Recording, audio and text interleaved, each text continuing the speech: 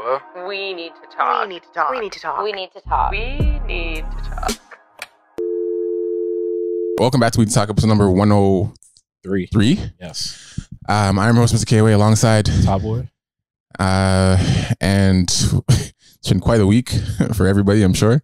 It's only Tuesday. It's only Tuesday. I feel like it's been quite a week already, including the weekend. I'm gonna jump right into it. It's actually funny. Have you watched Temptation Island? I've watched Love Island. I'm planning on watching. Oh, you haven't started Temptation? I'm planning on watching Temptation Island this weekend, bruh. friend, because apparently it is dog. I thought messy. I've seen clips on Twitter, and nigga, I'm like, yo, like nigga, I can't even like. So I'm not even ruin it for you, but I'll just give you the I'll give you the concept. Like, listen, bro. Anyone who watched Temptation Island, you guys know what it is, but we can talk. I'll talk about the concept to you, so we can actually talk about it, not the show, but the concept. Yeah. So, when my friend showed me, like the end of season 3, right? There's 3 seasons. Yeah. And my friend would show me the end of season 3. I'm like, what is this shit? And I'm just watching with her. And I was like, oh, it's kind of messy. But I found it pretty interesting. I was like, okay, cool. So I was watching a little bit with her, just the end of the season. And I'm like, maybe I'll check it out. You know, we didn't really finish watching it. We were kind of a little busy, you know? So, Hold on. When the moment you said I was watching it with a friend, I was like, you don't have friends. I was like, you don't have new friends. We went over this on the podcast already. You don't have new friends. So we're a little busy. Anyways, didn't end up actually like finishing the show per se. But I got home last weekend and I'm like, let me check this out. So I watched it backwards. The seasons they don't go into each other, so it doesn't actually matter. So because she showed me season 3, I'm like, let me just start season 3 from the beginning. And I finished it and I'm like, oh shit, I'm pretty invested. So now I'm like, let me go back to season 1 and then do 1 and 2. So now I finished all of season 1, finished all of season 3, finished all of season 1 yesterday, and now I'm halfway through season 2 today. Hooked on this shit. Like, I'm just hooked on the mess and drama. But at the same time, like, it's crazy because like I've never watched a show where I felt something. Especially like what do you mean? Okay, so I never watched a reality show, where I felt something. I've always found it like just funny or whatever, entertaining. But like there's situations, like there's something that happened in season 2 last night when I was watching it. And one of the episodes happened where I'm like, oh man, like I was literally watching it. Well, I've seen the clips of where like the man is watching his girl. Yeah, that's a popular one, but it's worse. It's so much worse. Like that clip is like light. Yeah. That clip is so light. It's more the clip that's circulating. The one where he literally sees her in bed. Yeah. Oh, so light. That's so light. So where that clip, when I watch that clip online, I'm like, that's not even half of it. But there's something that happened. Oh man, there's something that happened. And when it happened, I was like, oh, like I literally was like, oh man, like come on. Like I start to feel emotional connections with the people. Yeah. It was so weird because I'm like, why do I care about these people? I don't give a shit. But like I think I started to care because you literally put yourself there. Yeah. And I'm like, oh my God, like if that was me, oh man. Like, so the premise of the show, real quick, Temptation Island is essentially a show where they select 4 couples. And with the 4 couples, every couple is going through something. They feel like they're at some type of crossroad, whether it's trust issues, whether it's, you know, he won't marry me, whether it's, you know, we're fighting a lot or we broke it, like whatever relationship issues you have with your girl, right? They all have something that they want to solve, right? They're like, we're here because we're going through this and we want to find some type of clarity. And we feel that this situation will be one that can bring us some type of clarity, understanding our relationship. Now, how the show works is the couples come there, obviously super in love. You know, like, oh my God, I love you, blah, blah. Yeah. We're still going through stuff, but of course I love you. Like I've been together for 3 years, 4 years, 5 years, whatever. And you love your girlfriend or your boyfriend. You get to this island and they basically have 12 single men and 12 single women. And they separate you from your boyfriend or girlfriend. Yeah. Now you're in a house. There's 4 of you. 4 of you that are in a relationship, but you're also surrounded by 12 of the opposite sex. Yeah, 12 people that are in your house. Yeah. And at any time they can pull you to a corner, to a house, to a room, whatever. Yeah, let's have a chat real quick. Let's have a chat real quick. Yeah. Now, can I pull you for a chat? Yeah. Now to discuss with you, because I'm not going to the show, but to discuss with you, one, would you ever do that with your girlfriend? Me and my girlfriend would have to be not serious, like in order to go on a show like that. So you would do it if you weren't serious with your girlfriend? And then if it's not just me, if we were like, what do you mean? How long have we been dating? There's no way. They're all of them are like all over the place, right? All of them like 1.5 to like some had like 9 years to 1.5. It doesn't matter. But a couple years in a relationship. See, here's the thing. It's getting a little rocky. Yeah, because here's the thing. Right. I would love to go on a show like Love Island, but right. You're single. It's a single, right? To go on a show like Temptation Island as a partner, like you're with your girl, like something may or may not have happened. You guys are a little rocky, right? That to me doesn't seem like already. It doesn't seem like the smartest idea. It doesn't seem conducive. It doesn't seem conducive at all in order to making us work. You're gonna put me in a house with 3 other dudes. And then 12 other women. So statistically, how many women does that leave for each of us? You're a math guy. Yeah. How many women is that per man? There's 4 of us and there's 12 3 each. If they all like each person. If they like each person. Yeah. But you're telling me that I'm supposed to go in a house with 12 other women, and my girl is supposed to go in a house with 12 other men. So here's the next question. We can both agree we would not do that shit with our girlfriends. But if we did, because the problem is there are some situations where the partner is like, I didn't want to fucking be here. Like it gets wild to the point they're like, this was this nigga's idea. There's some situations where the girls is like, I didn't want to fucking be here. I didn't have to be here. Bro, there's literally, so like, if it's a situation where it's like, we both agree, you and I both agree, I would not bring our girl. Yeah. But if our girl was like, babe, I really think we need to go. And you're like, do we win money or something? Do we get money for? I don't know if they win. No, they don't win. No, there's no win. But they probably get paid like weekly. But go on. Yeah. But anyways, so if both of us agree, it wouldn't be our idea. So if your girlfriend's like, babe, I heard about the show. I really think we should do this. And you're like, and she's like, I think it'd be good for us. I really think, and she was dead serious. You end up agreeing. You're like, all right, man. It's like, all right. And you get there. Do you think you would cheat? I think the possibility of cheating is high. How high? That's the most diplomatic way. Here's the thing. Will I cheat? Yeah. I would like to think I would. They all think that. I would know. Right? I would genuinely like to think that Zamora Johnson sitting here today would not do that. Yes. But if me and my girl are rocky. That's the thing. You're going there rocky. Yeah, if I'm going on this show rocky, and like let's say we're rocky because my girl doesn't really fuck with me anymore. Like there's or she doesn't trust you. She doesn't trust me, all these things. Not even that. Let's say she doesn't trust me, because that means it's really on me at that point. But that's some situations. Right? If she doesn't trust me, there's probably a good reason she doesn't trust me. So she brings you because she wants to gain trust in you. So she's brought me on this show to challenge you, to put me in a position to see, where women are going to throw themselves at me to see if I'm going to bat them away. Okay, right? Like that's a sick way of challenging me, but fine, whatever. Sure.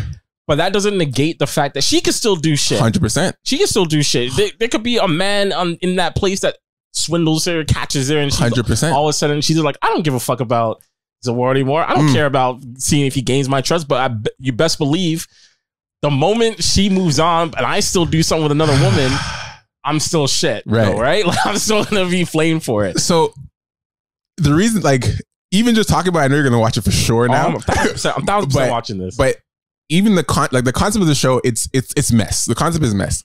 But it's interesting because it's like all it showed me was, well, not all. There's a lot of things it showed me, but one of the things it showed me was that, like, one, people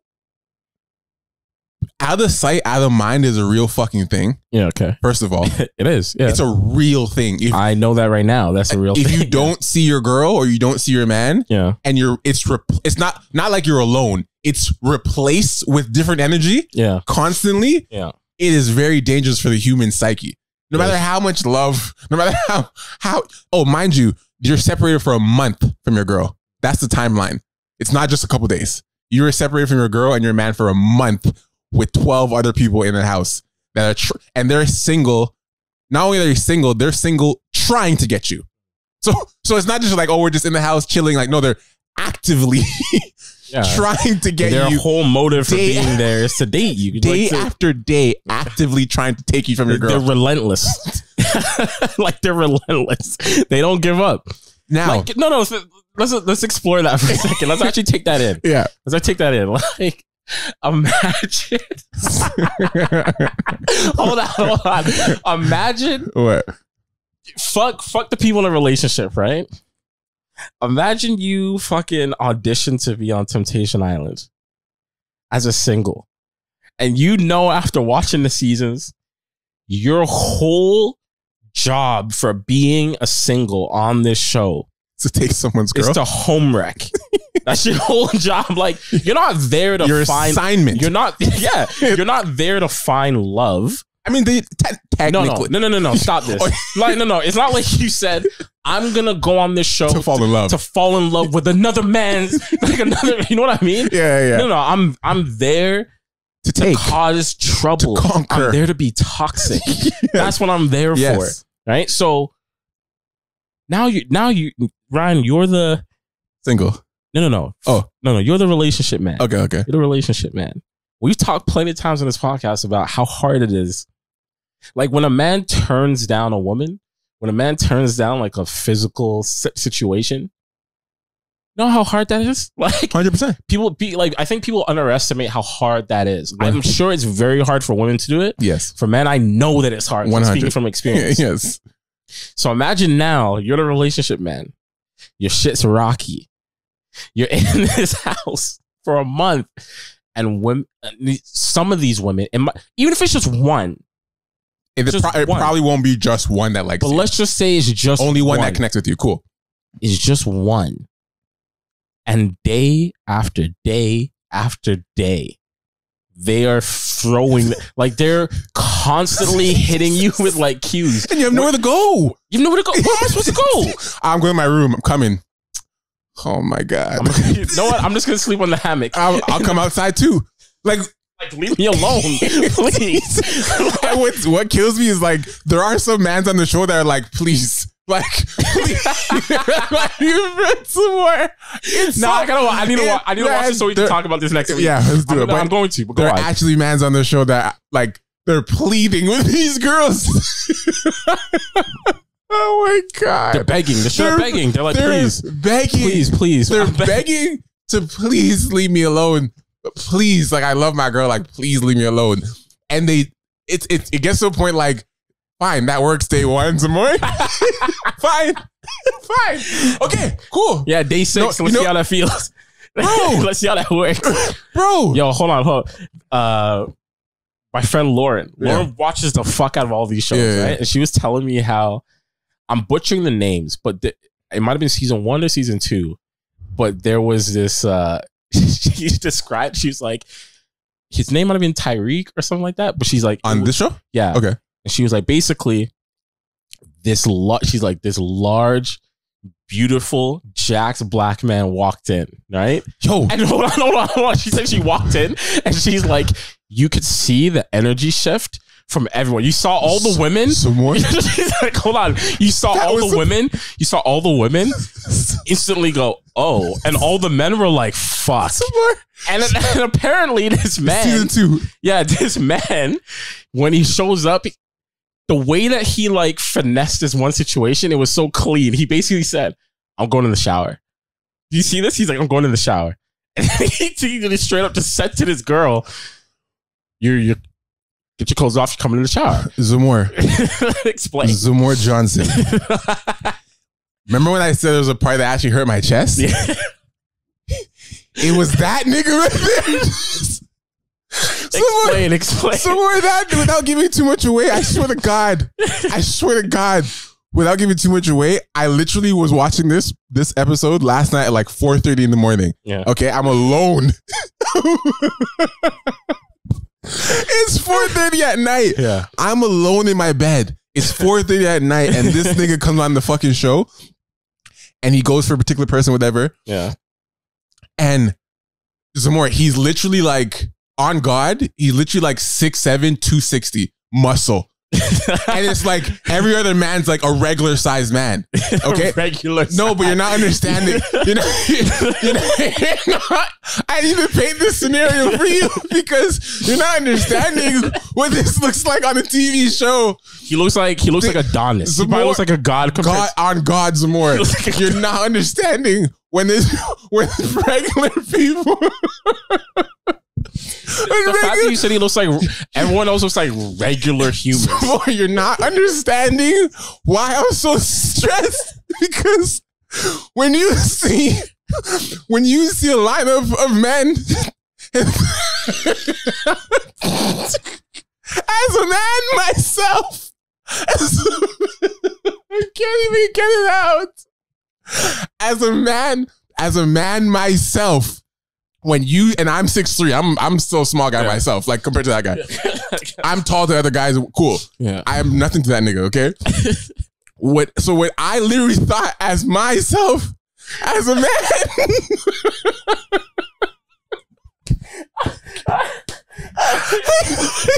literally thought I'm gonna try and get this out. I promise. I literally thought as a man with a girlfriend on that island. And that nigga comes outside and the men that she gets to choose from are regular sized. And this 6'7" mandingo guy comes outside. Oh my God. Bro, and not only does he come out, when the way it's set up, when these people come out, you're beside your girlfriend and you're beside your boyfriend. Yeah. So you get to see like when a whole bunch of girls come out and a whole bunch of guys come out, you get to see your girlfriend's reaction or your boyfriend's reaction. Like if you see a sweet thing, you might be like, like, you know what I mean? Yeah. So when poker face, bro. But when he came out, a certain girl went, "Oh," and the guy looked at her like, "Hold on a second." What do you mean? Why are you reacting like this? But she was reacting out of he's just so much. She reacted out of pure animal instincts. Some more. He's just so much. And I've never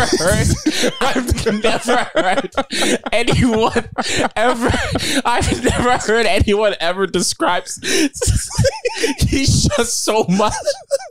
Not too much. You know what I mean? Yeah. Not too much. Just so much. So much. Like he's got so much. Oh my God. So anyways, I'm watching the show at 4 a.m.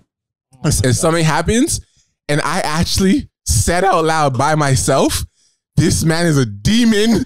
this man, I'm like, this is a demon on the show. Yeah. I'm like, this is actually a demon on the show. It's so dangerous having him there because he just stands at, it's just not fair. You know what's crazy? So you're the relationship man. Right? Yeah. And it's like, oh my God. Okay, so you see the men in the other house on the screen. No, they're in front of you. Everyone's in front of you, but then they go to the other place. Yeah. So that's what I'm saying. Like, so you see him, you have your reaction. There's nothing you can do. Nothing. You go back to your place where there's girls trying to get you. You and I both know. Oh my God. You and I both know, man. While there are girls at the place that are trying to get you. Yep. The only thing that's preoccupying your mind. What the fuck is that nigga doing over there? What is he doing?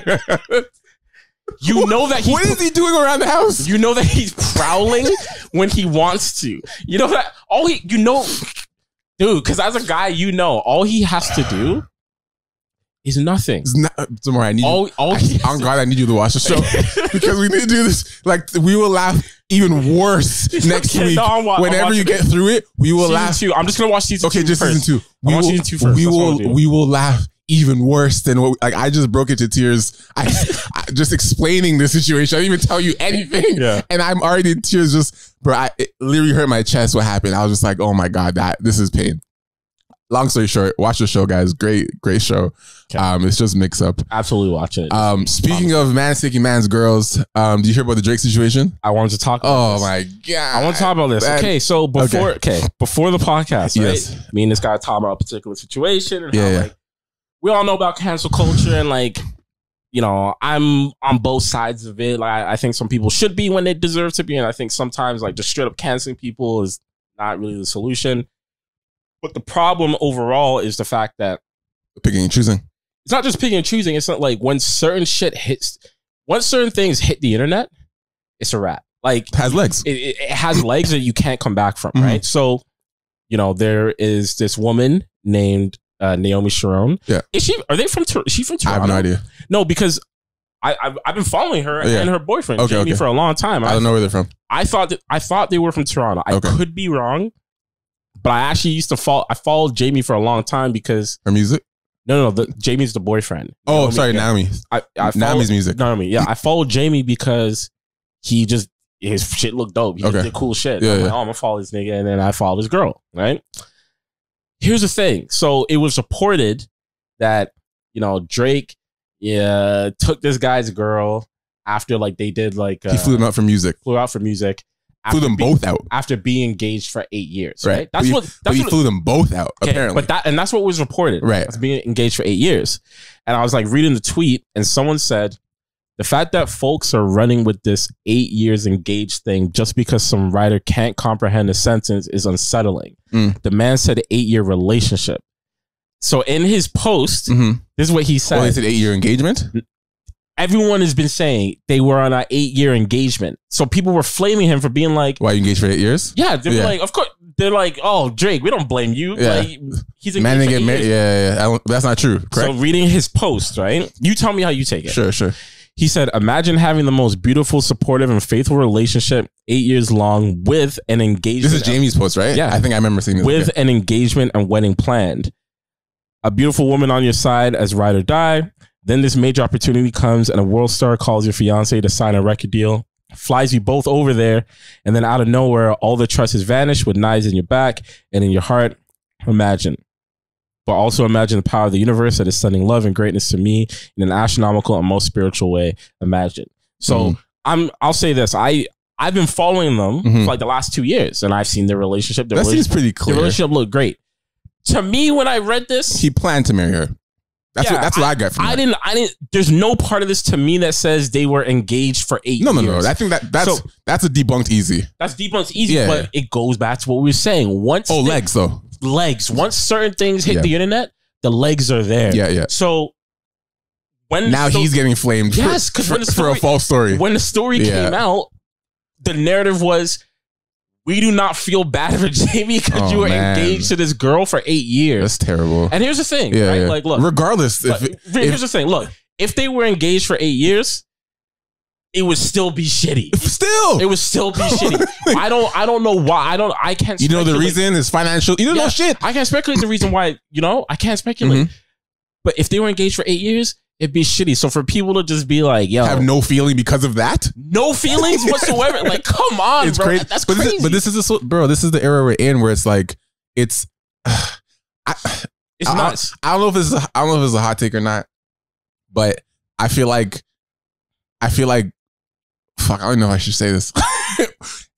Whatever. I feel like we're definitely have transitioned to an era where it's this gang culture of destroying men. Like, yes, women, get chastised and scrutinized and suffered for different things as well, like for everything.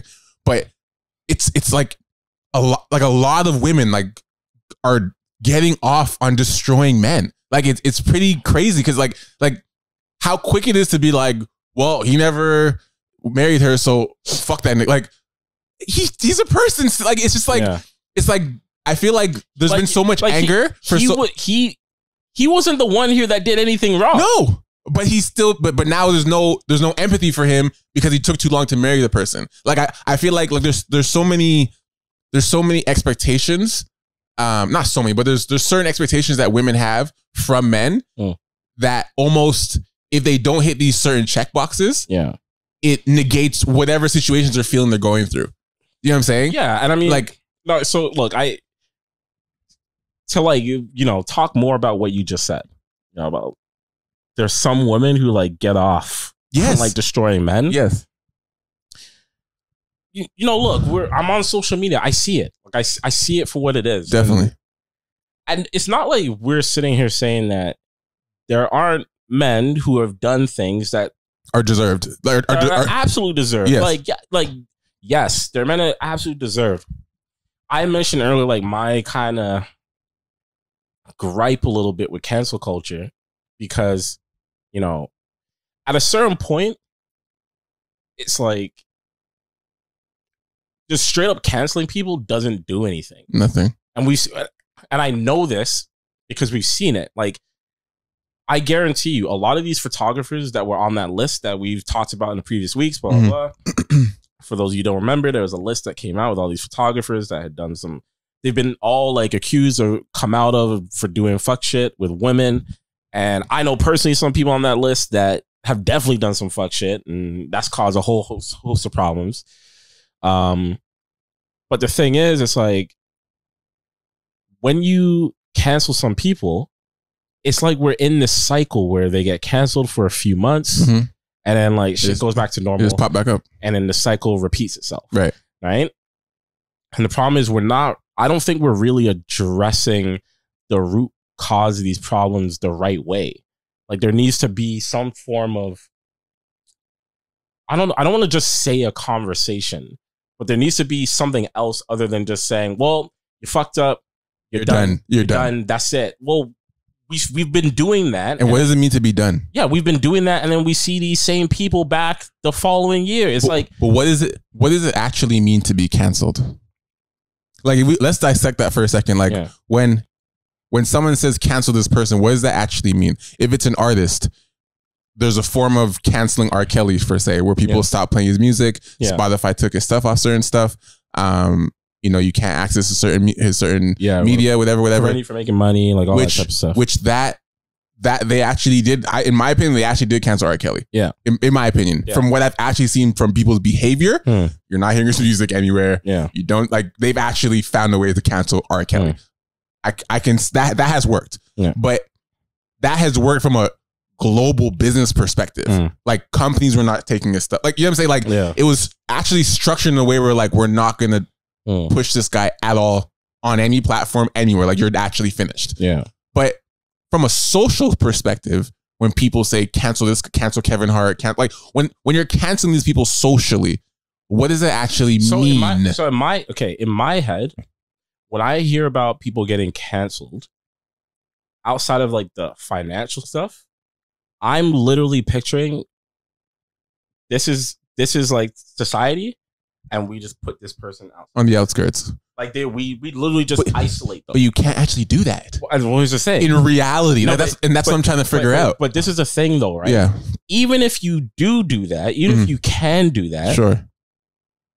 I personally feel like that person is just going to become more sick.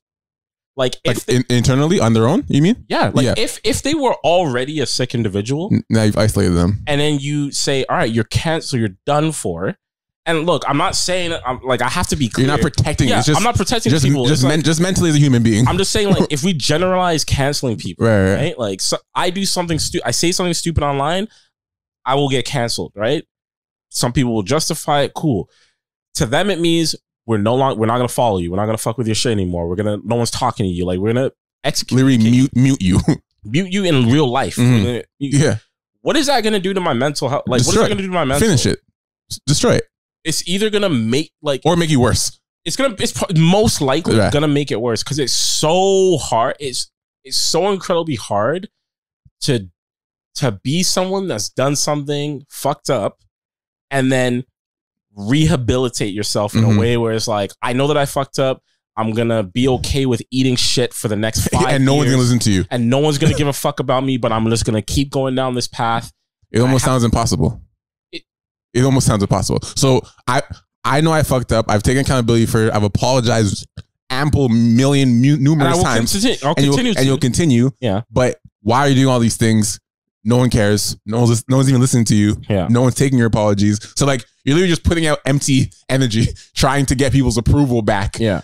Of some sort. Yeah. But it's on empty ears. It's almost like that Black Mirror episode when people they turn the social rating thing where they just literally mute you in real life, and like, people won't even interact with you because they see that you're blurred out. Right. Like, oh, he must have done something fucked up. So like, we can't talk to him, and like, that's literally the concept. So and it's a weird thing. Like, I fully believe like there are definitely people who like, and this is the thing. Like, if you were to ask me, what is the threshold? Like, what's something that someone could do where you're like, they're absolutely like, I think it varies, right? And sometimes it's personal. Like, it's so subjective. But the problem is, no one wants to talk about the fact that yes, you can be absolutely angry, you can be mad at people, you can it's a harsh word, you can punish certain people for doing really fucked up things. Like some people deserve to feel some sort of punishment from it.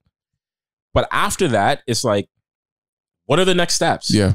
What are the next steps? Like what do you want? Because what do you want out of this? Because look, like put it like this, like it's not just for men that we have this conversation, right? Because this shit can happen to women too. It just so happens that we're seeing it happen to more men now. Right. The problem is like, if I see, I'm just gonna like imagine I'm like 12 years old.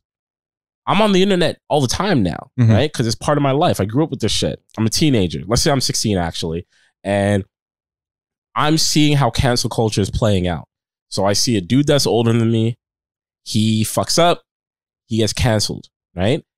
And I see, oh fuck, like this dude's like he's done for. Like no one's fucking with this guy anymore. The message it might send to me is that I need to like your P's and Q's. So like I can't you can't make mistakes. I can't make any mistakes. Right. Like there's no room for nuance. Like yes, there's certain things where, you know, when it comes to like universally wrong, you're saying universally wrong things. Yes. Universally wrong things. Like my leeway for that is like very small. But you know, even around certain conversations that like men would like to have with certain women, just their honest conversations. They don't know how to have it because some of them are too scared. And it's like, and the fact that like me even saying this now, I'm a grown ass man and I'm even almost questioning myself saying it because I know that as I'm saying this, there are definitely women who disagree with what I'm saying, who are like, well, no, like, what are you talking about? No. And I'm like, I understand where they're coming from, but at the same time, I'm trying to like make this work for everyone. You know, it's so that it creates a better society. You know what I mean? You know, it's so crazy how when you're saying that. So before I started this topic, do you see how you had to stop? You're like, did you see how much I was spinning in my brain? Yeah, like you're like, if I say this, I might get canceled. Like, but that's the society has created this honest, like this exponential fear or existential fear of like of speech. Well, and this like I'm already someone who thinks before I speak as a person. Yeah, like naturally before any of this, I never just said shit.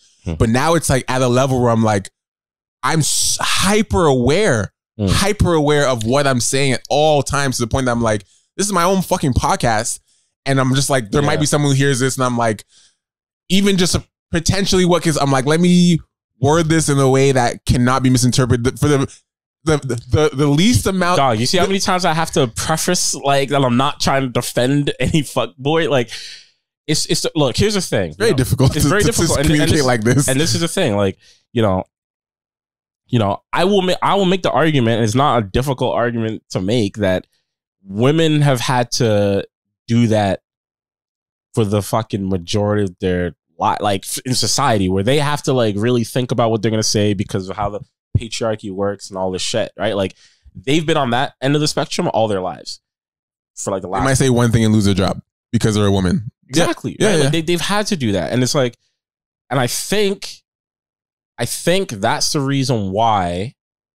I think when I make these statements like this, I'm like, okay, maybe I'm overthinking saying it in the first place, because I know that there's some people that actually understand why I'm hesitant to say it in the first place. Yes. Because it's not coming from a place of I need to defend myself. Like, we're all humans. We're all man or woman. Whatever you are, you're gonna fuck up. Like you're going to fuck up. You're going to upset someone. You're gonna offend someone. Like it's gonna happen in life. The thing is like, how do you move forward from that? When you fuck up, it's not just a matter of just saying like, all right, I'm sorry. It's like, of course, you gotta see the actions before you move forward, right? If I do something fucked up with Ryan, like you're gonna at least expect to see actions rather than just hear me say I'm sorry. Yeah, right? Like that's a universal thing. Mm-hmm. So, and a lot of that starts with having a conversation. So if I feel like, okay, if I'm a young boy in particular, and I feel like, all right, if I fuck up, I don't think I'm even gonna be able to explain my thought process. Then you don't get a chance to explain. Then yeah, if I don't feel like I have that chance to explain, then I feel like it's gonna make me be less natural to who I am. I feel like it's gonna put me in a state where I'm like constantly on edge, which will then put me in like weird and precarious situations with women where I don't know how to act. And it's like, it'd be better if I just had certain conversations. And I think honestly, for the way we get there is by, you know, men like us having these conversations so that people know. So people just even know in the first place. It's like we're bringing light, you know, we're bringing it to the light that us at our big age are still kind of shook and how to have certain conversations. Yeah, we're gonna have those conversations, and hopefully it lets younger men be like, okay, like I just want to talk about this so that I don't end up like this. Right. But there's a lot of men and boys right now who don't even want to talk about it because they're scared that just by even asking questions, not actions, just asking questions, bro, they're gonna get canceled. That exact example, I mean, that exact situation is literally a big reason why A, I use Clubhouse very differently now. Yeah. And B, I'm not on it as much. So I literally on Clubhouse in months. I literally use Clubhouse to host my rooms for Love and Work and stuff. Once a week on a Wednesday. Otherwise, I'm not really in there because one, I remember I was in the room where it was women saying, all right, we're giving the floor to men to speak their mind and without any judgment. Yeah. It's a fucking setup. That room was a setup. Like I was in there just listening. Yeah. And they're like, and it's crazy because they're like, any men want to come up and just ask women a question. It could be anything you want. There'll be zero judgment. We just want to hear perspectives from men only tonight. Right. And barely any men went up. Like, and so they're like, any men out there? Like, there's literally like 300 people in the room. 300 just quiet in the room. They're like, any men want to come up and just ask a question? Anything you guys want? It's not a safe space. It's not. It's not. It's not a safe space. Every man in that room was like, I am not asking shit. Yeah. Like, and why do we think that? Because as women, like, not all you women, of course. There's some of you guys are amazing. A lot of you guys are amazing. But the fact that you just did that. Yeah. Like, but I do it so consciously now. But anyways, certain women don't allow men to actually be honest with them and rawly ask questions without any repercussion. Because you know, there's always an agenda. There's always an assumption or interpretation before the man even finishes what he's saying. Yeah. Well, here's the like, thing, right? Like, I think I know where it comes from. So, okay, as a man, like, I don't think I'm at this stage. Like, I think I've worked past it. But the thing is, okay, use that Clubhouse room as an example. They say any man that wants to come up here and ask us a question, we'll talk about it, right? You can ask us, no judgment whatsoever. I think the reason why it's a trap and like certain women will get heated when a man does ask a question is because they might hear a man genuinely ask a question that's actually off base. Like, it's actually a wild question. We've all been there. We've heard it. Of course. The problem is this, like, he's genuinely asking the question and he himself doesn't realize why it's problematic. Like, he's asking it because that's what he knows. For his perspective. From his perspective. That's what, like, society has, like, that's where it's put us. So when he asks his question, he's not asking it to be a dickhead or because he's fucked up. He's asking it because that's how he was raised and that's what society has taught him. And then the moment the man asks that question, naturally is gonna elicit like a vitriol response from the woman because she's like, what the fuck did this dude just say? But it's hard to like, as a human, it's hard to take yourself out of that for a split second and be like, oh, he's not asking that to be a dick towards me. He doesn't even know that he's asking this and it's coming from his fucked up place. And the reason it's a trap is because we've seen in those Clubhouse rooms, it's so hard to like actually just remove yourself remove your ego and remove like and your just own have a personal attachment and just conversation. be like, let me just have a conversation with you about this. No.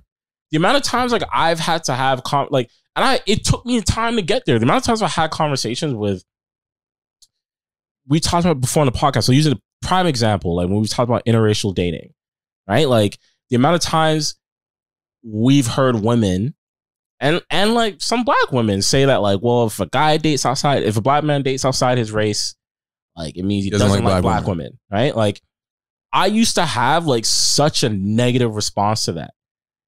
Cause I was like, what the fuck are you talking about? Like you can't go on my shit. You can't go on anywhere on my social media and find me talking bad about black women ever.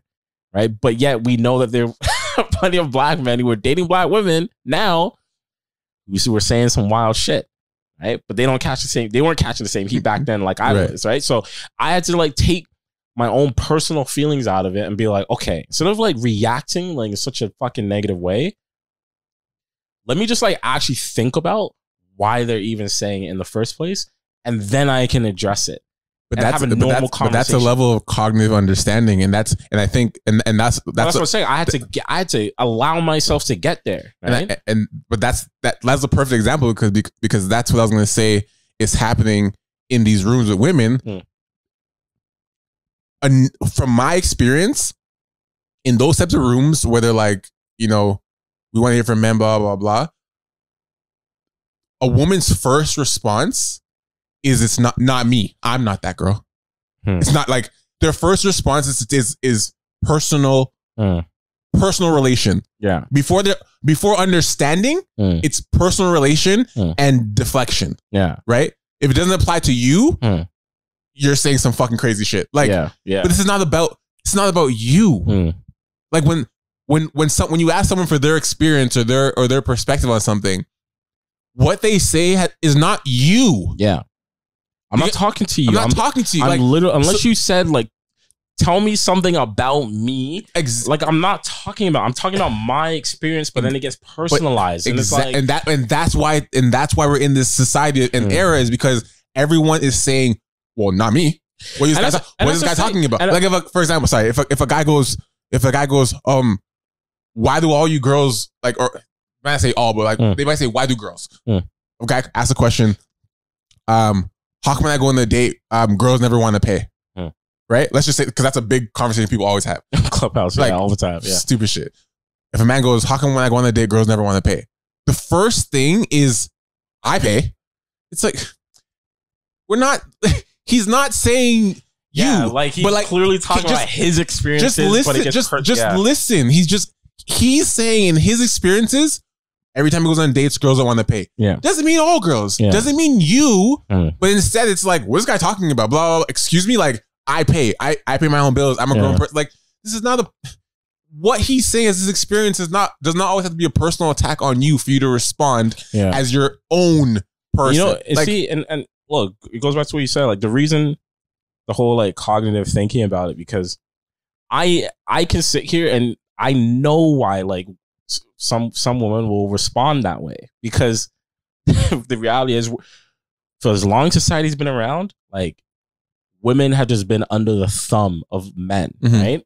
And there've been men who've like taken advantage of women, done some fucked up shit, and still to this day. So now we're at a point now in society where they're tired. Well, they've been tired, but we're at a point in society where, you can look at it like women are finally getting to a point where they're, standing up and getting what's theirs and all these things. And then you can also look at it like it's almost looking like a very, it can be very chaotic at times because sometimes it can look very revengeful. Right.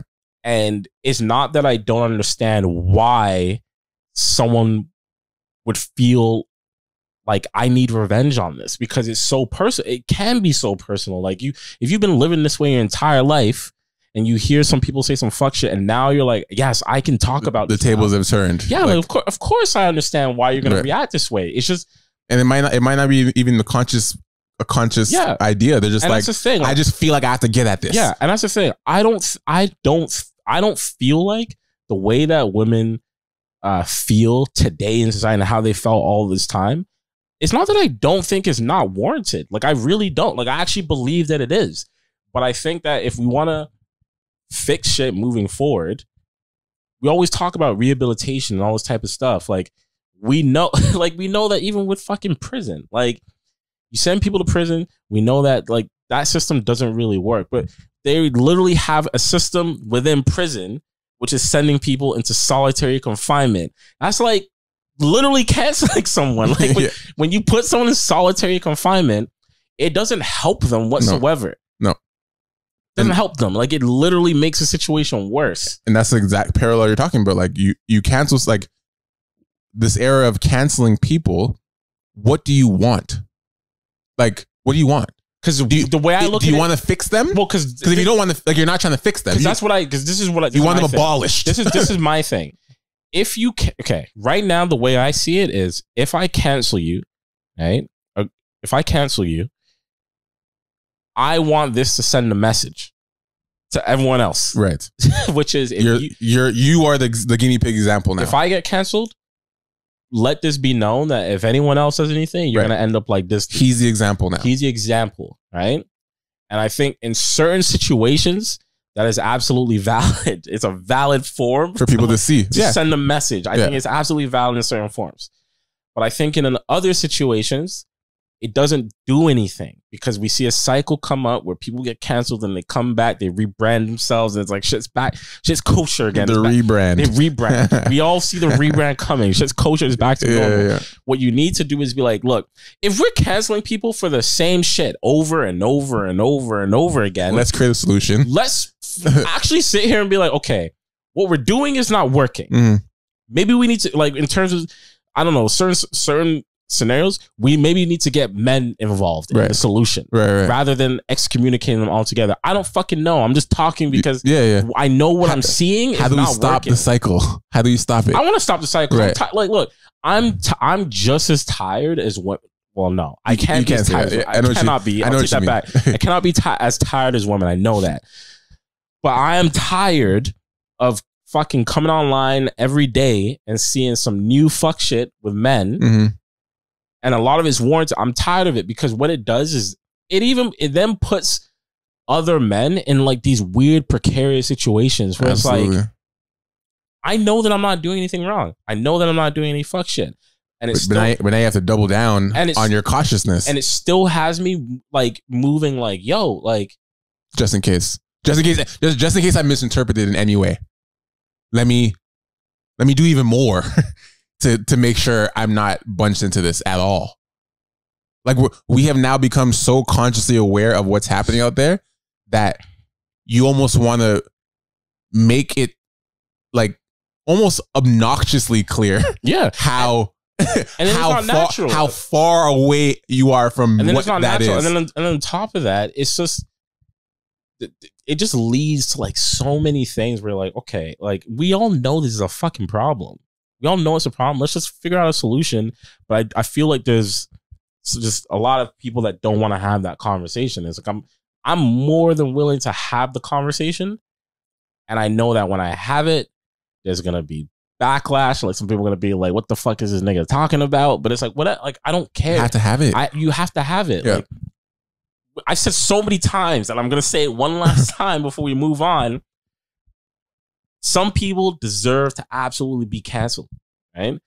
But when you cancel, like, if I'm going to cancel someone who I feel deserves, they do some fucked up shit, sexual assault women, they rape women, they don't, whatever, I believe they deserve to be canceled. But once I've done canceling them, I'm not stopping there. I'm going to then now have a larger conversation and say, why are we even in this position in the first place? Can we fix this problem? Can we fix this? Because I don't want to have to continue canceling niggas. I don't want to have to keep doing that.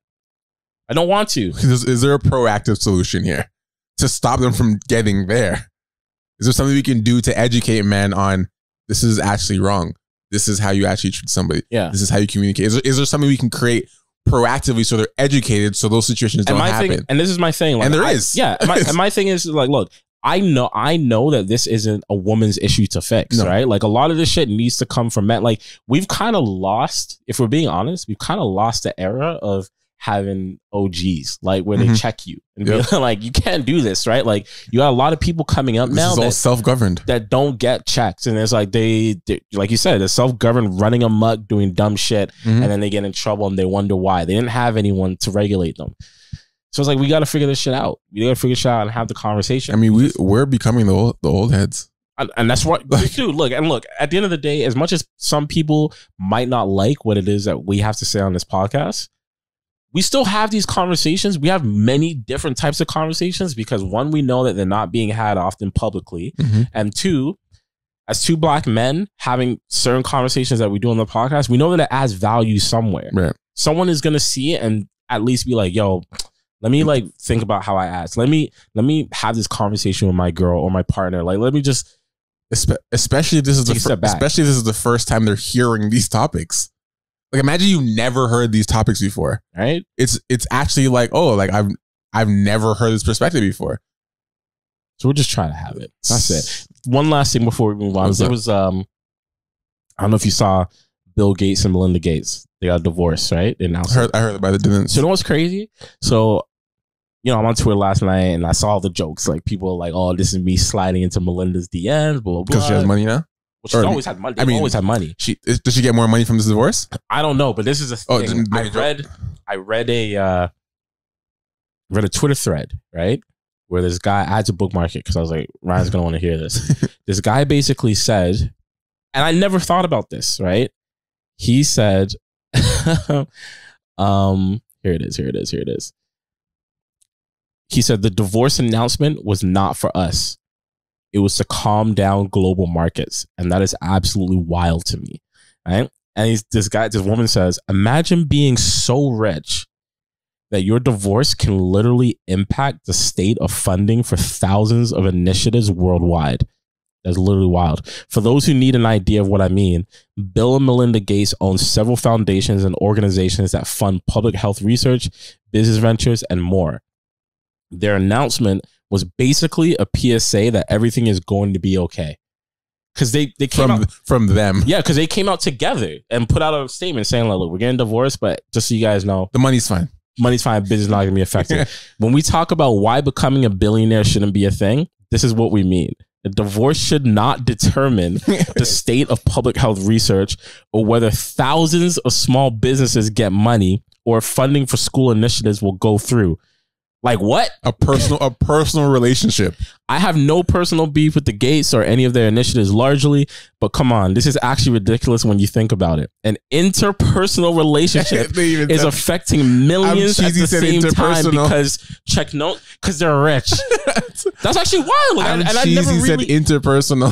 I never really thought about that. Like when we see celebrities, like when Kim and Kanye, they announced they're getting divorced, right? Yeah. So they get divorced. They both have their own money separately. I'm sure certain parts of their business will get affected, which then trickle down. Like certain employees might lose their jobs. Doesn't affect the economy. Do you know how wild that is? Doesn't affect. Doesn't affect your pocket. When Jeff Bezos, because did Jeff Bezos and his wife get divorced? That happened. They might. Yes. They got divorced. Right? Yes. Because they're talking about how much money she got. Yeah, I'm sure that it definitely affected the economy in some way. Yeah. But then the pandemic hit and Bezos is like, sick, I'm back in the game, baby. Doubled up, easy. I'm back in the game. Yeah. These two, they get divorced. It's like people around the world are like, yo, are things going to be good? It just shifted something. Can you no, like, can you actually take that in? Like, I've never been in any... Are we okay? You guys broke up. Are we okay? Yeah, I've never been in any relationship in my life where if it fails, other people are concerned. Like they're concerned for their own well-being, not my well-being. For themselves, not my well-being. No one's saying, Bill, you good? They're saying, yo, is our money good? Yeah. Do I get to keep my house if you guys break up? You guys okay? Like the ripple effect is so large. That's bro. Nuts. It's nuts.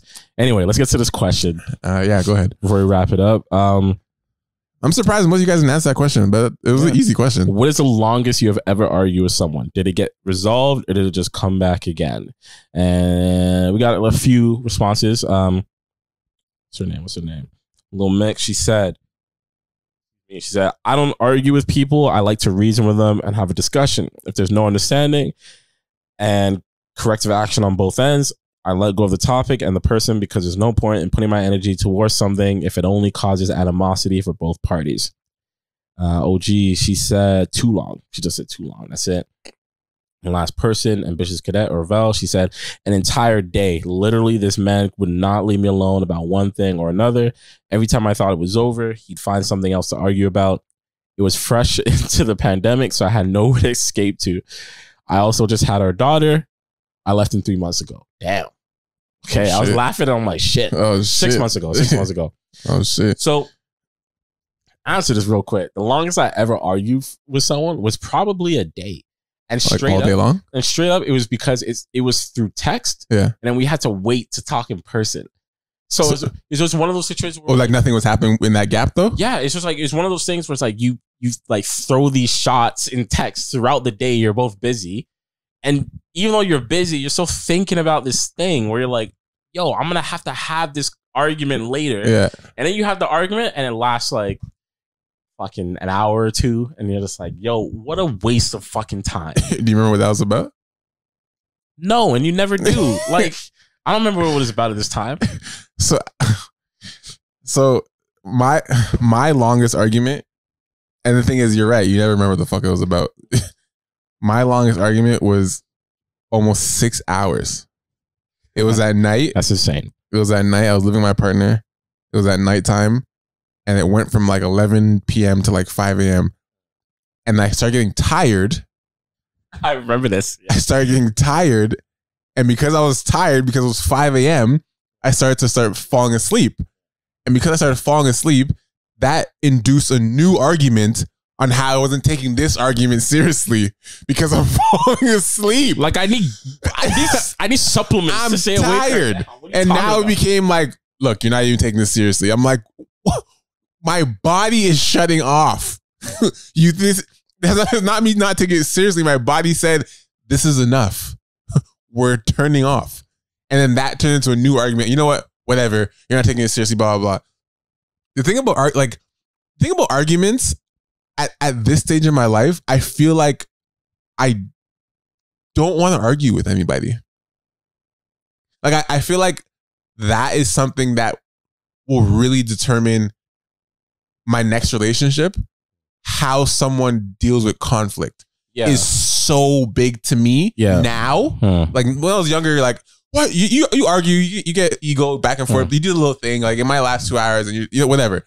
But now, like, I want peace so bad. Like, we can disagree 100%. Yeah, we're gonna have an argument. Yeah. It doesn't have to be an argument though. No. Like, this is the thing. Yes, you're right. It doesn't have to be an argument. I'm with you. I think that I would like to be in a situation where we'll have disagreements. We can figure out how to work past it.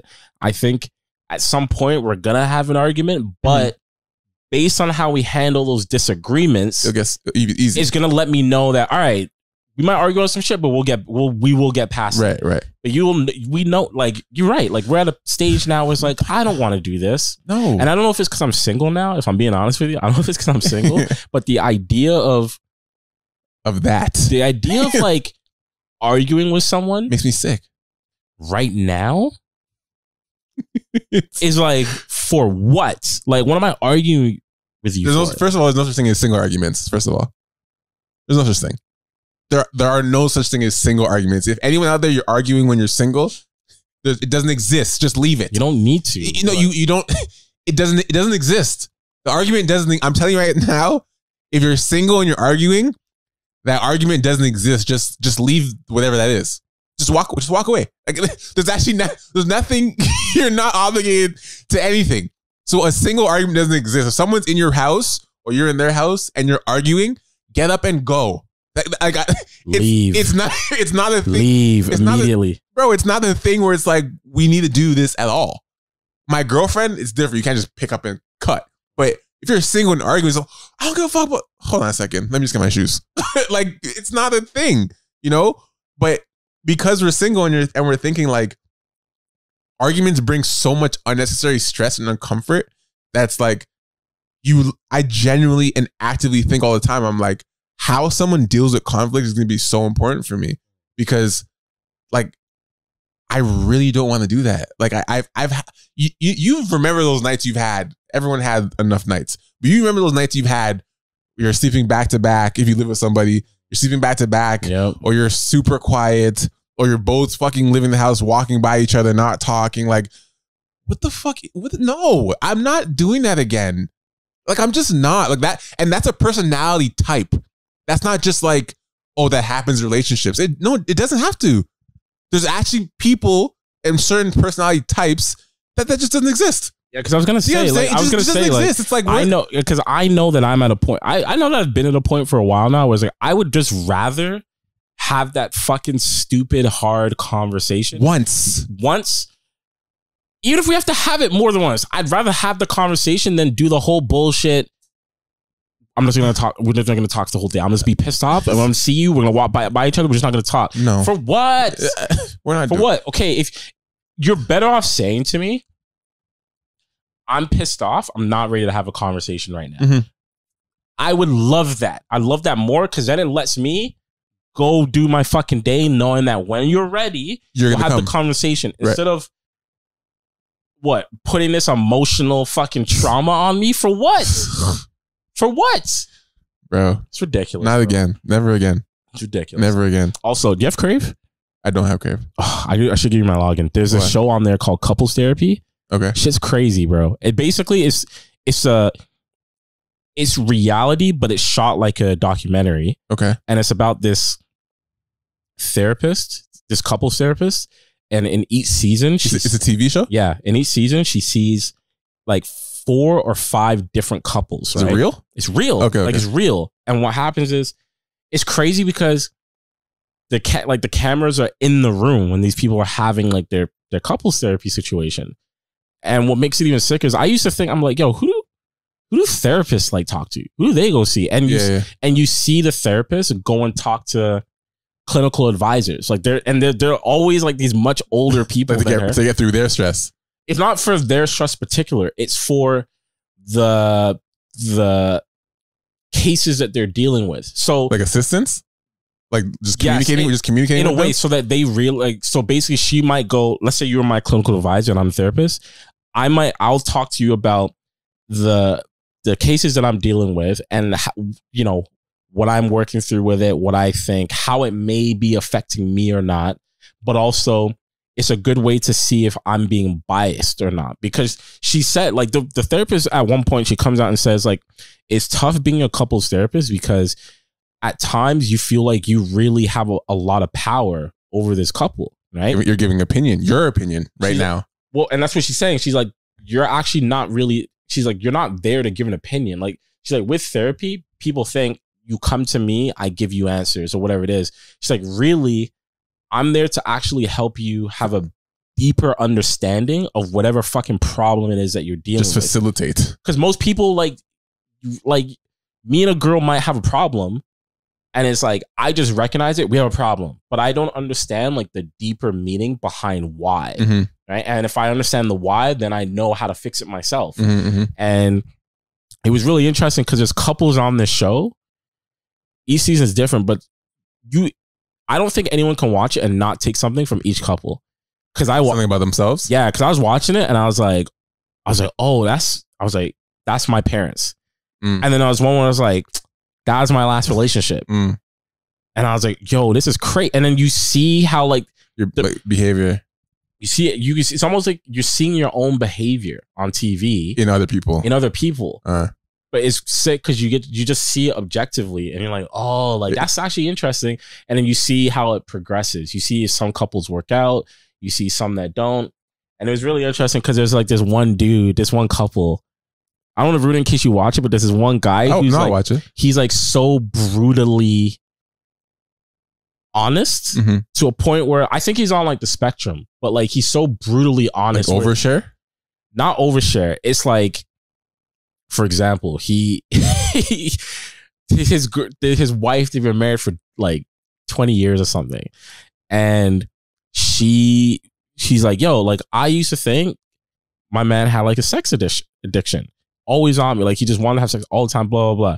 And he's like, listen, I know this is going to sound crude, but it's like, when I first saw my wife, right? When I first saw her, he's like, I know this is going to sound fucked up, but he's like, I was like, this is it. Like, he's like, I literally want to fuck that for the rest of my life. That's it. You believed it. He's like, that's it. But that's how he said it. Yeah, He's like, yeah. I want to fuck that for the rest of my life. And it's like, but the way he talks about like sex in general with his wife, he's like, he's honest. Yeah, he's just like, the therapist is like, what is it with you in sex? Like, explain, like, what is it that you want? He's like, I want to be able to have sex whenever I want, like all the time with my wife, if I want, like whenever I want, and there shouldn't be any problems about that whatsoever. Mm-hmm. And like being in a relationship, you and I both know that like, it doesn't work even if we feel that way, it doesn't work that way. But that's how he thinks. Like, but he's saying that's how he actually feels. Yes, he's like, that's how he actually feels. So it's like interesting seeing all these different types of couples talk about how they fucking feel. That's cool, right? It's very interesting. Super interesting. That's actually something I definitely. I mean, you've done couples therapy before, right? Yeah, That's definitely something. I think I would not think. Definitely something I really would like to do with my next partner. Early. It'd be good to do it like long before you get married. Like do it while you're in a relationship. I think it'd be something definitely that I want to do early. Just because I've been doing so much reflection with myself, like literally being single. Even watching Temptation Island and just hearing the stuff that they fight about, whatever, personalities, whatever. Some of them I'm like, yeah, I could be like that sometimes. Like you start taking certain stuff, right? But I've done so much reflection on myself lately where I'm like, what? Like, it's crazy when you look back at all your relationships. Like, I've had more than you, but like, whatever. When you look back at all your relationships and you're like, everything I've been through, everything I've done has brought me to this point right here and I'm single. Yeah. Yeah. Right? Yeah. Everything I've done is I'm right here and I'm single. Right? So it's like, which means something didn't work every time. Yeah. Like every time something didn't work. Yeah. Right now, right at this point, I'm single. So all these dates, all the dates, all the girlfriends, all the interactions you had, whatever you had, brought you right here. And right now, at this very moment, you're single, which means everything didn't work to this point. So how do you change this? It's not even a problem. It's just, how do you change this path that you've been taking for the next time, the next few dates, the next girl, whatever, like, because whatever you were doing didn't work with those particular people, whether it was a personality issue, whether it was compatibility, whatever it is did not work, and now you're here. Yeah, so now it's so tough, bro. So but it's so tough because every person's different. Everyone's different. Everyone's different. Every situation is different, and like, see, like you saying that, I had like a initial jaded reaction because I was like, I know now after my last relationship, like I was the fucking idiot, like for the majority of my last relationship. And then I made the changes. Why do you think you're an idiot? Because I was like, talking to women, like all this stuff. Like I was doing things that weren't conducive to my relationship, right? Like I was not being a good partner. In the early. Do you think that was? Do you think you're not being a good partner for what they were looking for? No. Or for you generally to yourself as like, I don't like that I was doing this. I think it was a bit of both. Like I think in the beginning it was for what. It was definitely like, I didn't recognize it as I didn't like it. It was definitely something that didn't align with what they wanted for sure.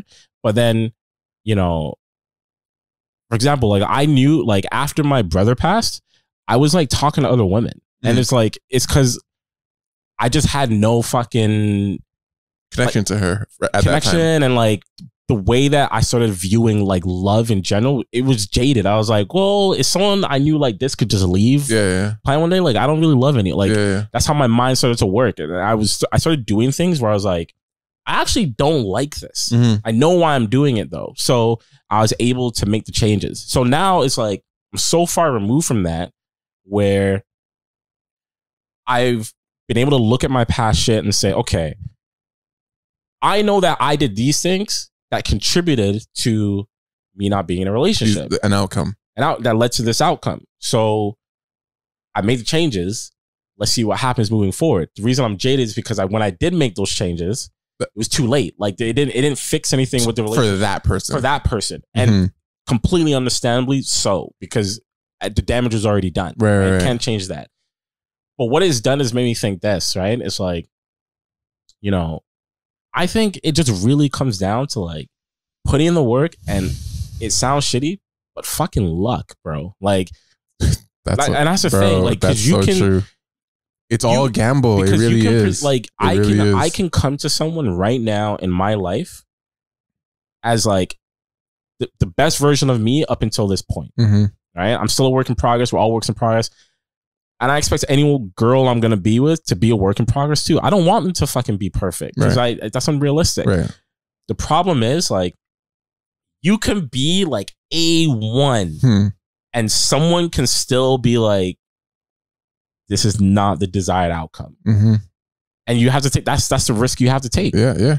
I've just accepted that now. 100. In the beginning, I was like, fuck this. Like, 100.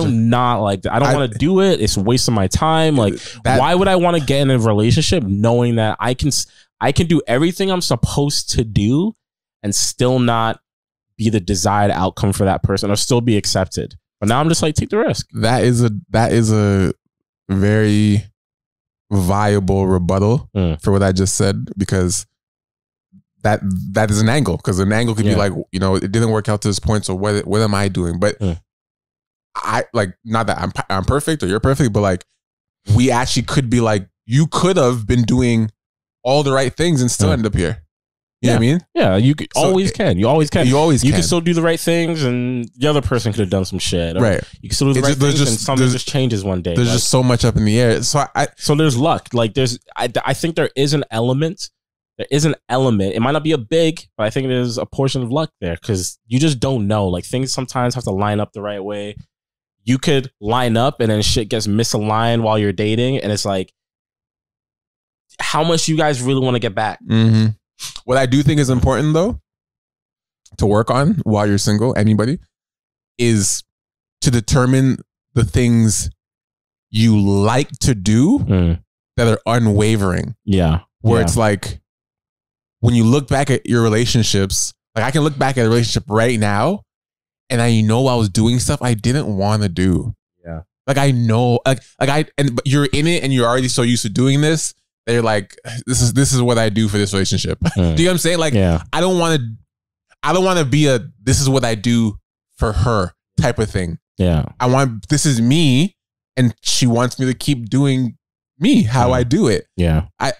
So I think those are the things that you need to dissect. Where it's like, in any of your relationships, what are things you were doing that you're like, that wasn't you? Like, that wasn't you. Yeah.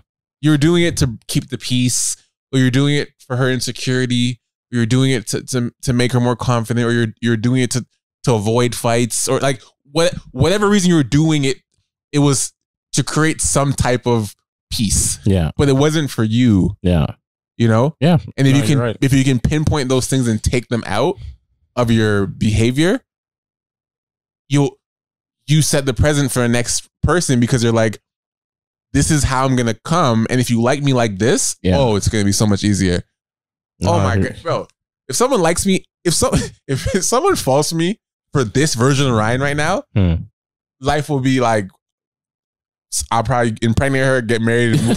Because like, literally, if you want me exactly like this, like I've been so many adjustments of myself in prior relationships, like all the way down the line, to bring me to this point at this age and this maturity and this understanding of myself, that like, if someone's like, yo, can you just be this every day? I'd be like, yes, just be this for once, just be this guy. Yeah.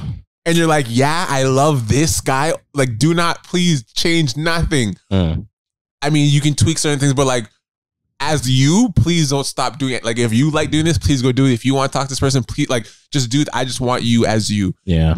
That would make the peace of mind you would get from that, the lack of stress, the lack of overthinking, it would just be so relieving. I feel, you know? I agree with you, man. fuck. But I agree. Yeah, we'll wrap up right now. It was a short episode, but good wrap. Watch Temp Island. I will. I will this week, and I'll report next week. Man, this as a man, it's just really interesting how like we have our own like hidden insecurities that we like. We don't like to address them, but like I definitely like. I'm not a big guy. I'm a lean guy. I've never, I'm not skinny, but I'm lean. I've never really been interested in like being a big muscular guy. Yeah. But I'm not gonna lie. When I see big guys walk into a room, I'm like, that is a big guy. And like, I feel you. You feel their presence. Yeah, it's like, alpha's in the room. Yeah, like you. Alpha's in the room. As a man, you feel the presence of a large guy in the room. Like, yeah, and it doesn't even. It's hard not to. Yeah. Huh? It's hard not to. You can't. Because you automatically your brain compares them to yourself in stature. You know what I'm saying? Maybe not like he might not be smarter than you, but none of that matters. Just from a primal perspective, if a big lion walks into the fucking jungle, the jungle's like, oh, he's here. Like he's here.